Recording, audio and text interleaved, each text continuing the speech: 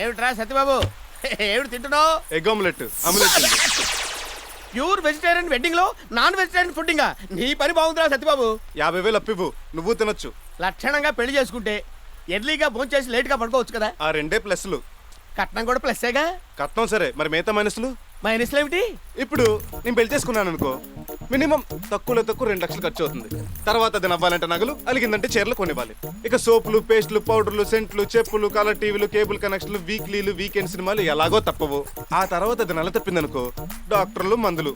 ఇక పిల్లలు పుడితే పారెక్స్, హార్లిక్స్, స్కూళ్ళు, ఫీజులు, ఇవన్నీ ఫైనాన్షియల్ మైనస్లు.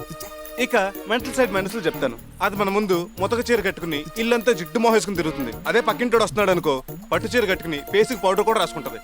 అది ఫేస్కి స్నో రాసుకుంటే మనకు డౌట్, మన సంకలో స్ప్రే కొట్టుకుంటే దానికి డౌట్. అప్పుడు మొదలవుతుంది, ఎక్కడికి వెళ్తున్నావు, ఎందుకు వెళ్తున్నావు, ఎప్పుడు వస్తావు, ఏం చేసావు, ఏం చూసావు, ఏం చెప్పావంటూ ఆ లక్కలో పెడబబ్బులు.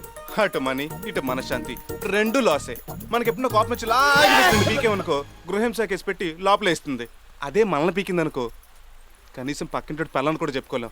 ఎందుకు ఈ పేడంతా? ఆహాహా, పట్టుమని 25 ఏళ్ళు కూడా నిండకుండా పెళ్ళాల మీద ఇంత పరిశోధన ఎప్పుడు చేసావురా?